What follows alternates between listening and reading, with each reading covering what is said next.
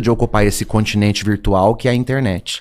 Se em outros tempos, no século XVI, as expansões marítimas povoaram os continentes ainda desconhecidos, no século XXI nós temos um outro continente que é a internet, que virou um território. Então precisa de missionários para isso. Papa Francisco pediu muito isso. Eu queria muito ser escolhido para ler o Evangelho. Eu Lá achava... na frente, assim, Mas o Evangelho é só Claro. o padre que pode. Não, o Evangelho, mas o pessoal... Uma leiturinha, um salmo não podia? Não, Você o salminho, tinha que fazer negócio... o do padre? Não, o Evangelho não. É porque eu não tô sabendo exatamente o que se lia. Mas sempre tem alguém que lê. É a escritura do Antigo Testamento, com o salmo, e uma leitura do Novo Testamento que vai explicar o Evangelho. Sempre era, padre, uma professora de português com a voz de fumante, falava assim... Leitura! Leitura! Naquele tempo! Daquele... Exatamente. Mas a pessoa tem que estar preparada para ler isso lá na frente, não tem, pai? Tem o ministério, antes aí. claro. Tem que ser ministro, né? A pastoral litúrgica, ela é formada por ministérios, né? O leitor nas comunidades, ele é um ministério. Então, os leitores, eles têm a preparação, porque a liturgia da palavra na igreja, ela é tão importante quanto a liturgia eucarística. As pessoas acham que o importante na missa é comungar a Eucaristia. Não. A palavra, ela tem tamanha importância quanto a Eucaristia. A primeira comunhão que se dá na comunidade é a comunhão da palavra, que é o rito da sinagoga, que é quando nós meditamos a palavra que é proclamada, ela é meditada pela homilia que o padre faz com os fiéis e é transformada em oração por meio das preces. Depois que reza essa palavra que foi proclamada e meditada, encerra-se o primeiro rito da missa, que é o rito da palavra. E vai começar o segundo rito, que vai para o altar da Eucaristia. Então tem um altar exclusivo para a palavra, porque ela tem a mesma dignidade da Eucaristia. Então nós não podemos dizer que a Eucaristia é mais importante que a palavra. E se a Eucaristia é tão importante quanto a palavra e a palavra quanto a Eucaristia, por que as palavras nas comunidades está sendo negligenciada?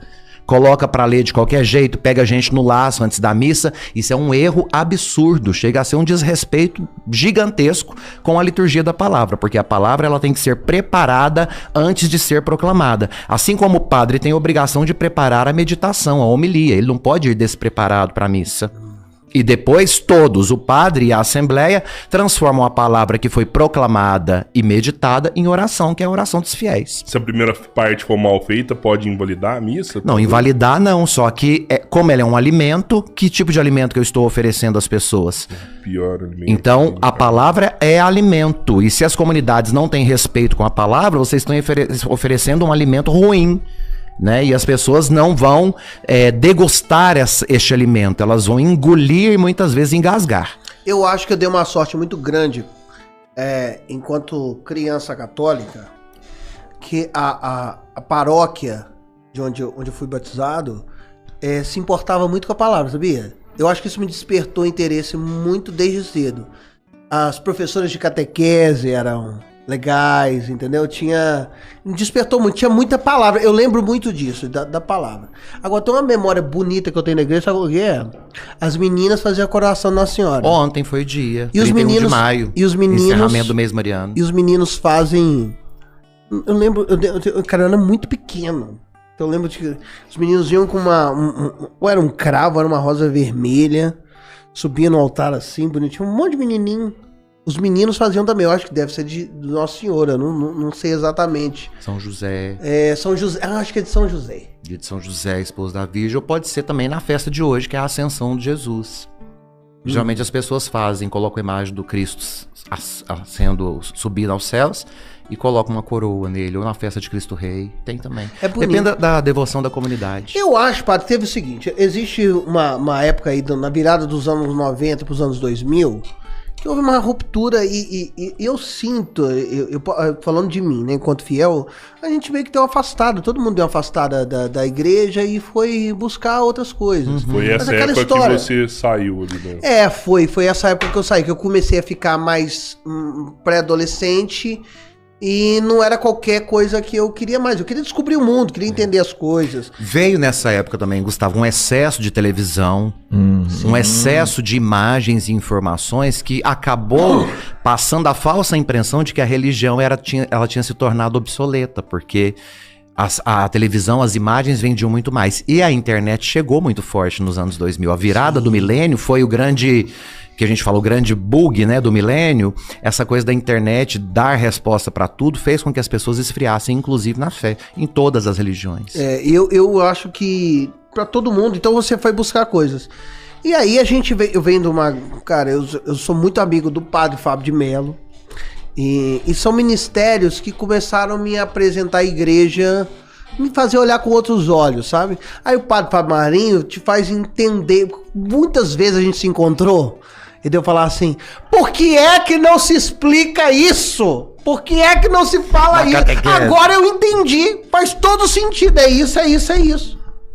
Porque essa sensação de que, não, você tem, por que você tem que fazer? Porque sim. Por que é isso? Porque é. Não, tem uma explicação, tem uma catequese, tem um significado, porquê, por trás de tudo, né? Eu acho muito bonito. Eu falei, o padre Fábio fez uma coisa comigo, que agora eu toda vez que eu encontro um padre, eu fico contando o botão da batina. Porque tem que ter 33 botão. Na manga tem quantos? 5, que são as chagas. 5 as chagas. Falo, meu Deus do céu, é isso. Outro dia eu falei com o padre Fábio, eu achei maravilhoso ele em Roma, no conclave.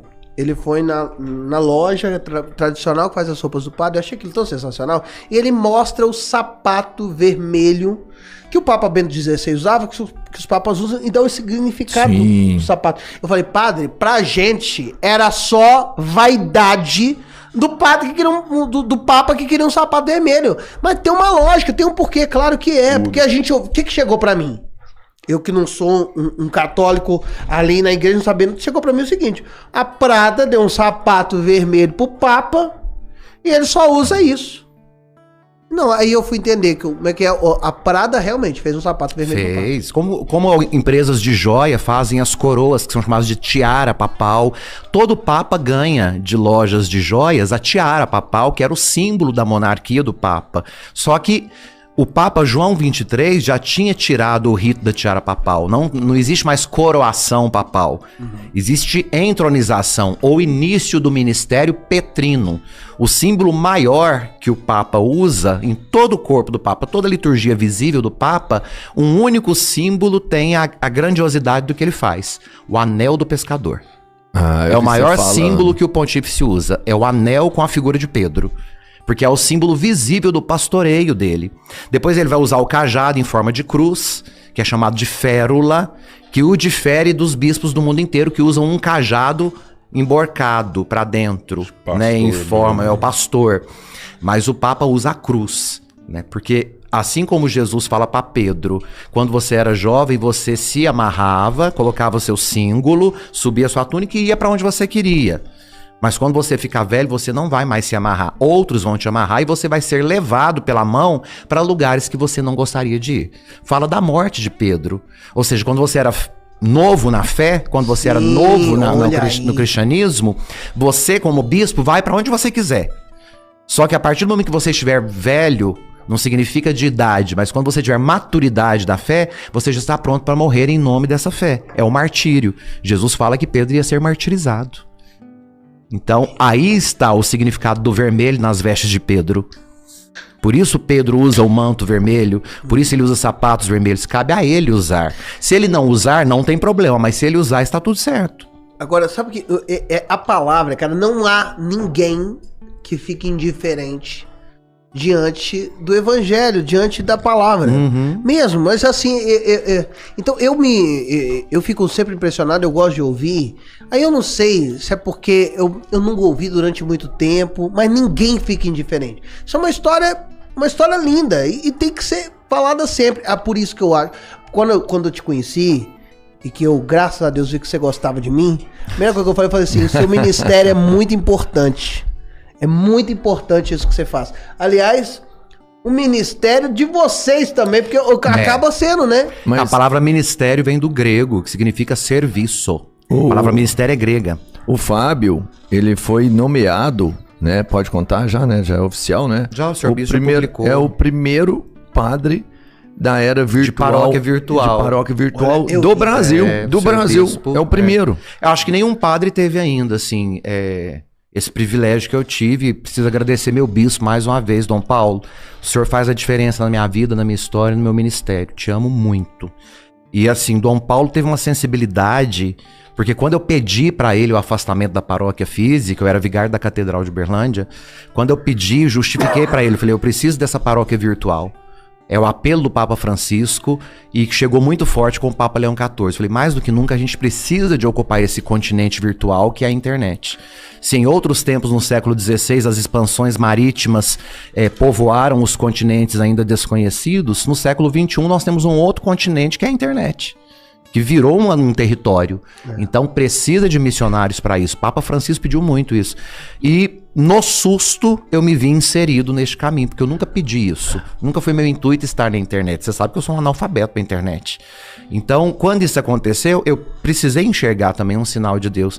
E a sensibilidade do meu bispo, ao me permitir que eu pudesse fazer isso fora de uma paróquia física, me tocou muito e tocou milhares de pessoas na rede social que foram lá na página agradecer o bispo a sensibilidade de me deixar continuar fazendo esse serviço. Ô padre, explica melhor, porque algumas pessoas comentaram aqui, mas tal padre já faz uma evangelização online, tal padre já... Sim, vários padres fazem né? isso, né? Mas acaba que o trabalho da grande maioria ainda também está muito vinculado à paróquia física, ao território físico, o que é uma demanda muito grande. Eu poderia estar numa paróquia física e fazer meu trabalho digital? Poderia, só que eu não tenho saúde física para isso. Ou eu fico em uma ou eu fico em outra. Eu não dou conta de fazer as duas coisas. Então, os padres que conseguem fazer, né, graças a Deus, fazem muito bem feito. Eu, por limitações da minha saúde, não dou conta de assumir os dois trabalhos. Então eu fiz a escolha de ficar só no digital, mantendo ainda, obviamente, não tem como não manter, porque a partir do momento que eu me desvincular disso, eu deixo de ser padre. Então eu mantenho o meu vínculo com a Diocese de Uberlândia, o respeito e obediência direta e incondicional ao bispo diocesano. Então aquilo que ele fala para eu fazer, eu tenho, por respeito e obediência, que acatar.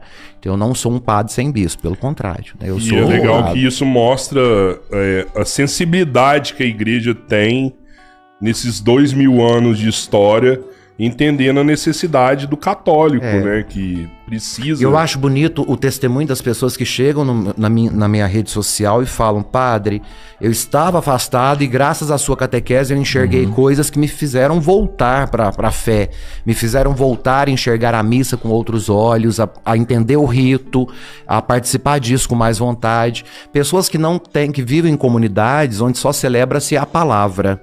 Né, a gente usa o só para designar que são comunidades que não têm padres. Comunidades onde o padre, por questões pastorais, não dá conta de estar. Então o padre passa uma vez por mês, uma vez a cada 2 meses, uma vez por semestre, uma vez por ano. A gente não precisa ir muito longe. Nós temos isso dentro do Regional Leste 2, que é Minas Gerais. Em Minas também? Em Minas, a Arquidiocese de Montes Claros, por exemplo, que pega todo o norte de Minas, existem paróquias tão longínquas da capital, que é Montes Claros, existe paróquia que está a 500 quilômetros da sede, que é Montes Claros. E que o padre, para atingir essas comunidades, ele precisa de tempo para conseguir fazer. Tem padre que cuida de 30 igrejas. Nossa. Eita. Tem padre que tem 30 igrejas dentro de uma paróquia. Então são realidades pastorais muito difíceis. Então, assim, respeitar esse tempo e esse espaço e formar as comunidades para essa realidade, que não tendo padre, não vai ter o rito eucarístico, porque não há sacrifício. Então muitas comunidades têm como liturgia a palavra de Deus. E elas não são deixadas de lado, porque a palavra tem tanta importância quanto a Eucaristia. Mas e para além disso, você sabe qual a maior igreja do Brasil é a Igreja Católica. No Brasil é a católica, né? Predominante. Maior, é imensamente maior. Número de fiéis. A segunda maior é a Assembleia de Deus. Convenção Nacional das Assembleias de Deus. E a terceira maior, sabe qual que é? Espírita. Os desigrejados. Os desigrejados. Aqui me lembrou meu querido Caio Fábio. Um beijo, querido. Um beijo. Vai estar com a gente em breve, né?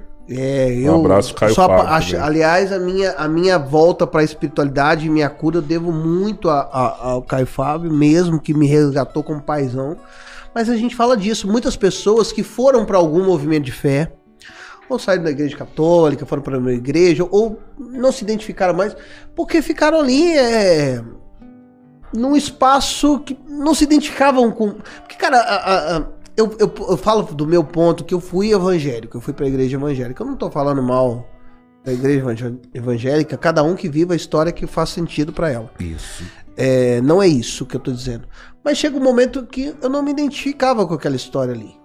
Por N questões pessoais. Não me identificava. E muitas dessas pessoas estão aí flutuando no mar de coisas. E talvez, a maioria das pessoas saíram da igreja católica porque são de família católica e não se identificavam também com o ensino. E por isso, padre, que eu acho que o seu ministério é tão importante nesse ponto, porque traz para um adulto que não tá mais criança na catequese o conhecimento, a palavra, o porquê, a paixão pelo rito, a paixão... Por quê? Cara, muitas vezes eu tava jantando com o padre Fábio, eu falei assim, é muito louco isso, porque eu, em diversos momentos, falei assim, eu não concordo com isso, não tem por que fazer isso, não faz sentido isso, por que isso? Porque eu tinha teologia da minha cabeça, que eu criava comigo mesmo, porque também ninguém me explicava por quê. E bastou... Porque quando você era criança, o alimento era para criança. Exatamente. Não tem como eu ensinar toda a simbologia do cordeiro imolado, o sacrifício de Cristo, a ressignificação de Moisés, a ressignificação dos profetas, da lei em Jesus Cristo, para uma criança de 8, 9 anos de idade. Não tem como. Então, assim, para a criança, a gente dá uma catequese entendendo que essa criança vai crescer num lar que vai fazê-la amadurecer a catequese que a igreja deu. Por isso que a igreja hoje permite batizar crianças, porque a gente acredita que os pais vão fazer essa função. O problema é que os pais não fazem. E aí a gente cresce sem ter o mínimo.